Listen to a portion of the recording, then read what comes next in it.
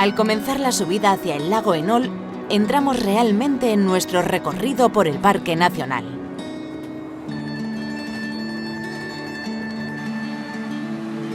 Es obligado utilizar los autobuses debido a la gran cantidad de personas que visitan los lagos.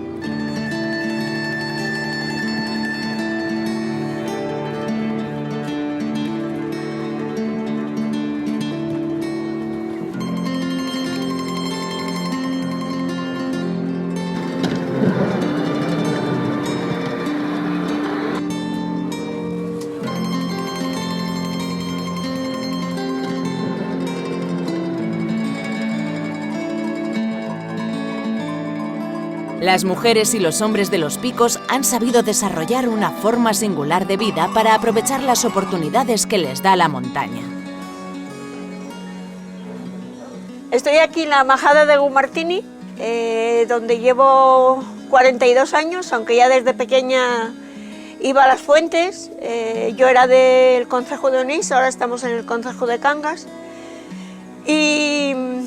Y desde pequeña, desde que tendría pues 5 años o menos, ya subía con mi padre arriba, a Belvín en primavera y después que terminaba el cole.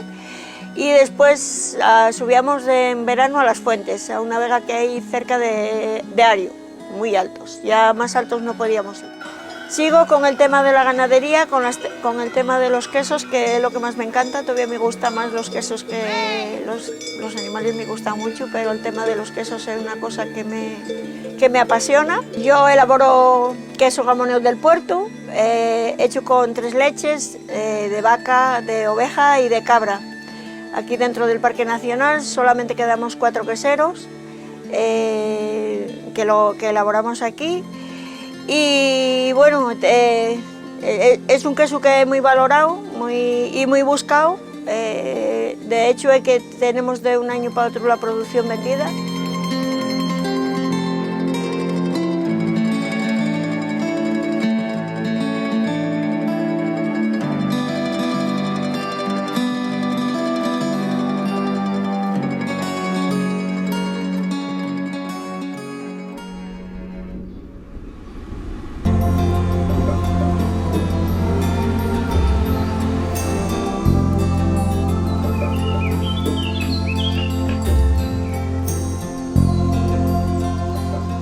Desde el Mirador de la Reina contemplamos la Sierra del Sueve, los valles del Sella y el Güeña y hasta el mar Cantábrico.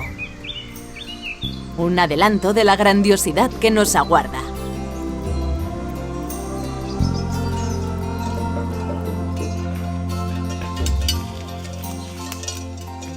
La ruta por la empinada carretera que nos lleva a los lagos acrecienta nuestra sensación de estar rodeados de una naturaleza gigantesca.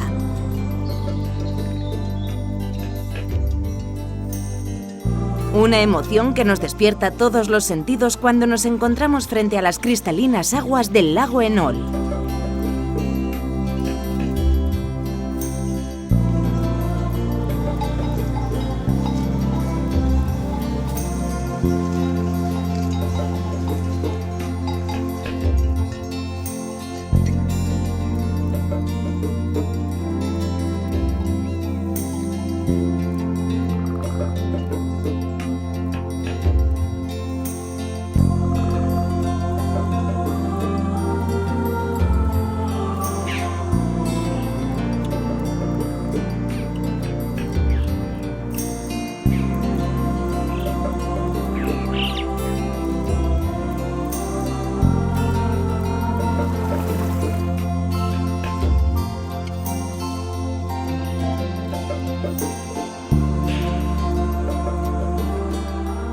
Aquí delante del lago Enol tengo que deciros, ¿no?, que hace 35 o 40.000 años, o sea, ayer por la mañana, hablando en tiempo geológico, ¿no?, la mayor parte de los picos de Europa estaba cubierta de hielo. Fue la última glaciación del periodo cuaternario y el hielo llegó a alcanzar espesores en la parte alta de hasta 300 metros.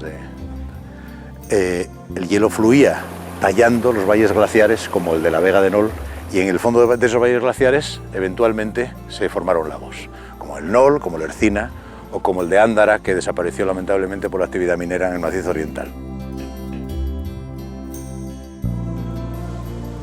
El agua ha sido el escultor que ha partido en 3 zonas el macizo de los Picos, creando un mundo de desfiladeros, de lagos y lagunas, de corrientes subterráneas que aparecen cuando menos te lo esperas y que incluso se sumergen en las grandes profundidades. El sustrato del Parque Nacional de Picos de Europa es muy variado, ¿no? Pero destaca fundamentalmente las calizas, ¿no? Uno de los elementos naturales que más sorprenden por su grandiosidad e importancia es la geología del parque. Todo lo que vamos encontrando a lo largo del camino es el resultado de un proceso milenario, en el que las rocas se fueron disolviendo hasta crear un mundo fantástico que la geología ha convertido en protagonista.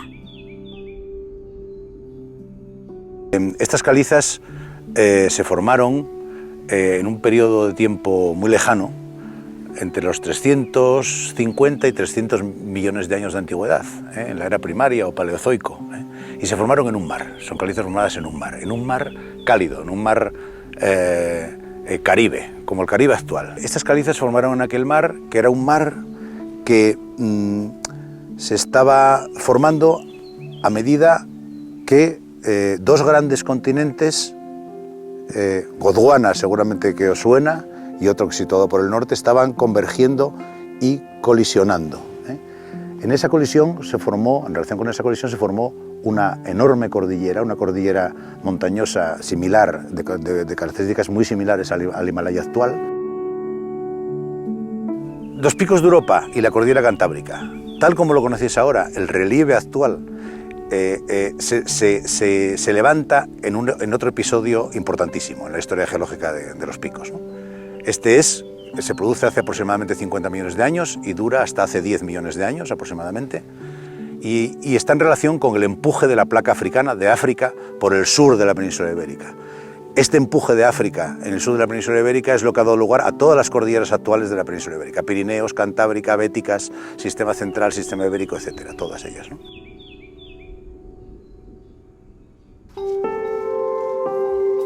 En verano, desde lejos, aparecen figuras indefinidas que se mueven, pero al acercarnos, descubrimos las ganaderías que suben al puerto a alimentarse. Lo han venido haciendo desde siempre para aprovechar los pastos de montaña, que son un tesoro, sobre todo cuando las praderas que están más abajo se van secando. La experiencia de estos ganaderos es toda una forma de entender el parque.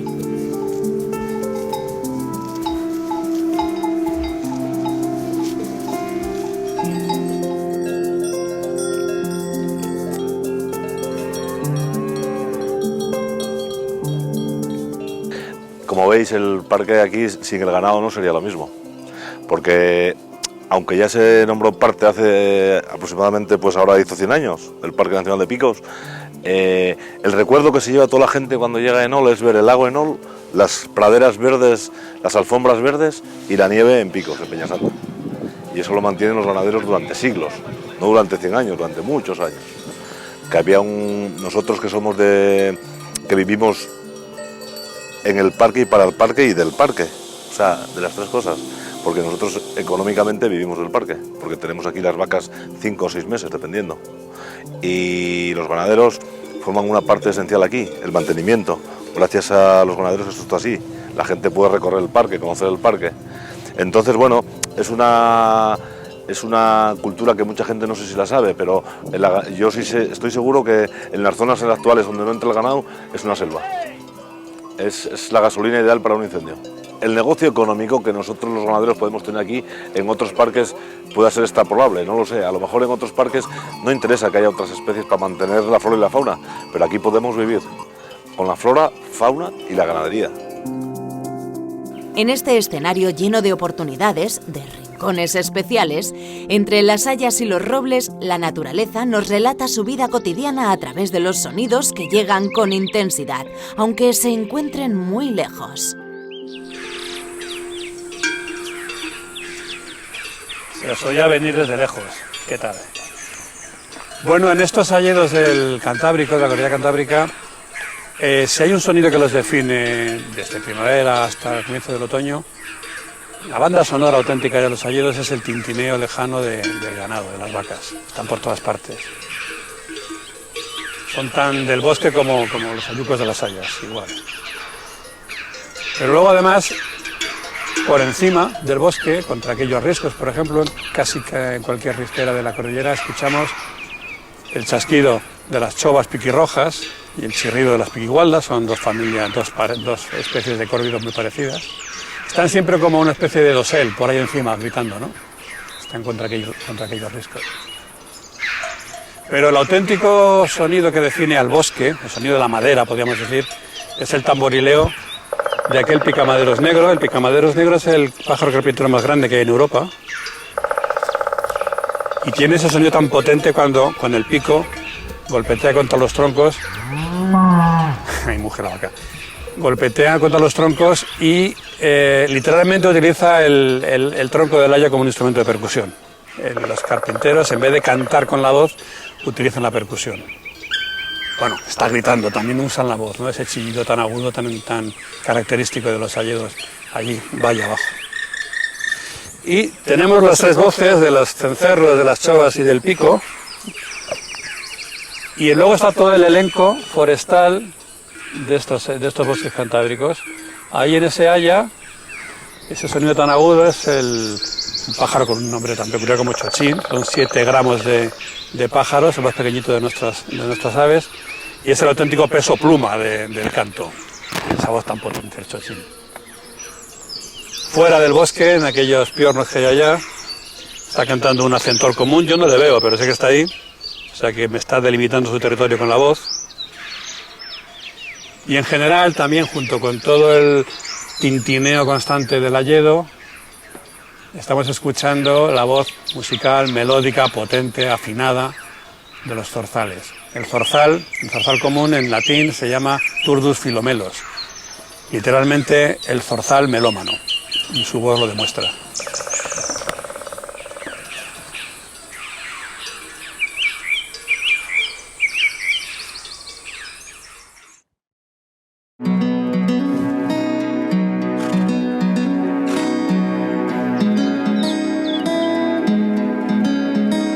La vida natural se encuentra representada a todas las alturas.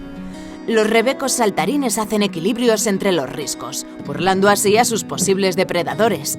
Se trata de una especie de aspecto caprino que se adapta perfectamente a la dura climatología de la montaña y que, cuando con el invierno aparecen el frío y la nieve, descienden a los límites de los bosques, ocupando sus partes altas para aprovechar los distintos tipos de pastos que estos les ofrecen. En cuanto al oso, que también es otra especie emblemática, pues hay que decir que no es el terreno más adecuado para la supervivencia del oso, lo cual no quiere decir que no sea bueno para él, pero probablemente este tipo de terreno permitía que la gente accediera al oso y lo matara con más facilidad que en otras zonas.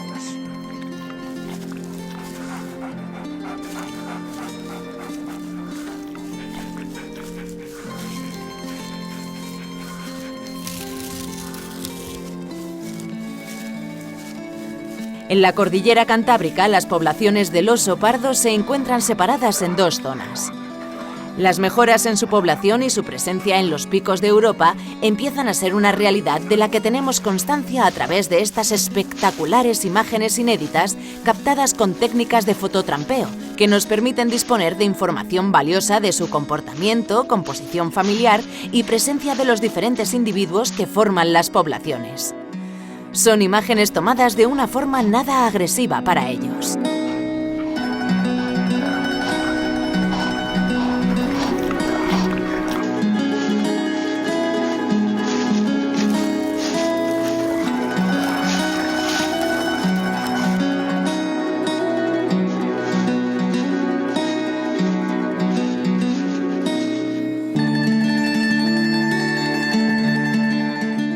Y surcando los cielos de los picos de Europa nos podemos encontrar con la silueta del quebrantahuesos, la única ave rapaz que se alimenta de huesos y que finaliza el ciclo de limpieza de restos de animales.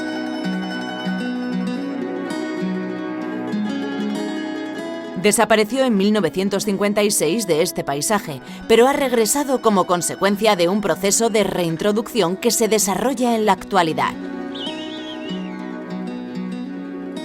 Después de 70 años ha nacido Bienvenida, llamada así de forma simbólica por la importancia de esta noticia. Sus padres, Casanova y Deva, han abierto un nuevo camino para la posible consolidación de esta especie en los picos de Europa, donde siempre tuvieron su escenario de vida.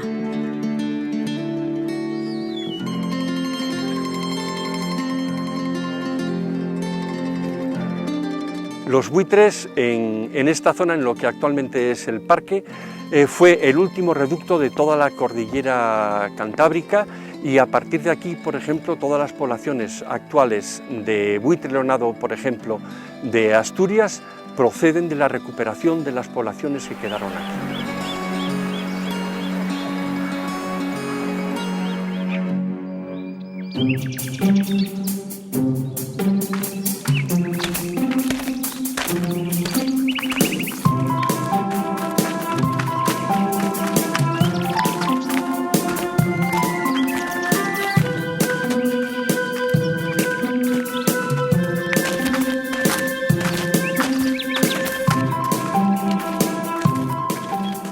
Tenemos la fortuna de que un grupo de la familia de Pedro Pidal, el gran impulsor de los parques nacionales, nos acompaña en los últimos tramos de este ascenso.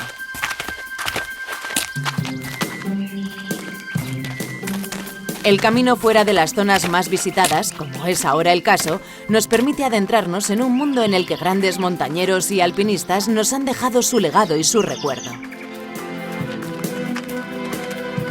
La fascinación internacional por este paisaje hizo populares a personajes como Roberto Frassinelli.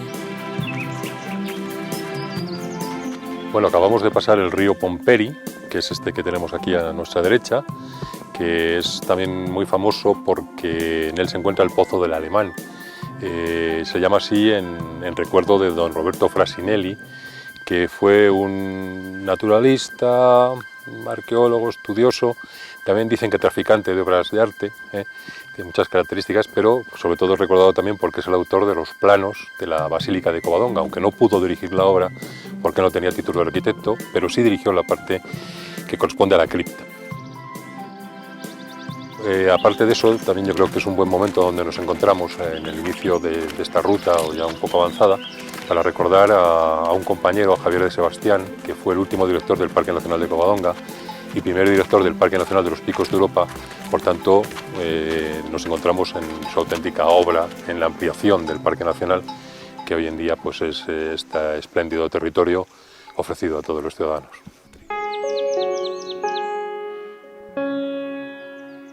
Estas alturas fueron las protagonistas del nacimiento del alpinismo en España y de los parques nacionales. El inicio del alpinismo en los picos de Europa va un poco más atrasado que de los Alpes y del Pirineo, unos 75 años respecto a los Alpes, y se considera que es a partir del año 1853, con la ascensión de Casiano de Prado, cuando se inicia en la Torre de Salinas la práctica montañera.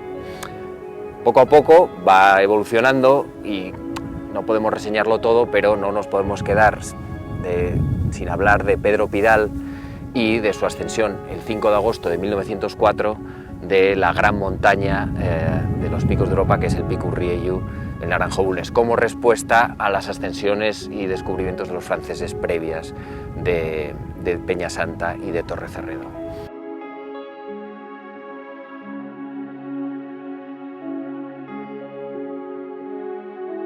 Pedro Pidal y Bernaldo de Quirós, marqués de Villaviciosa, acompañado por el lugareño Gregorio Pérez, el Cainejo, con unos medios que hoy en día nos parecerían totalmente insuficientes e inapropiados, hicieron cumbre por primera vez en esta montaña mítica, llena de historia y plena de colores en la puesta de sol.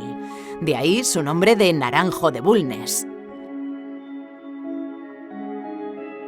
Uno marqués, el otro pastor. Uno ataviado con unas alpargatas compradas en la calle de la Salud de Madrid, el otro descalzo como le gustaba escalar aquellas montañas.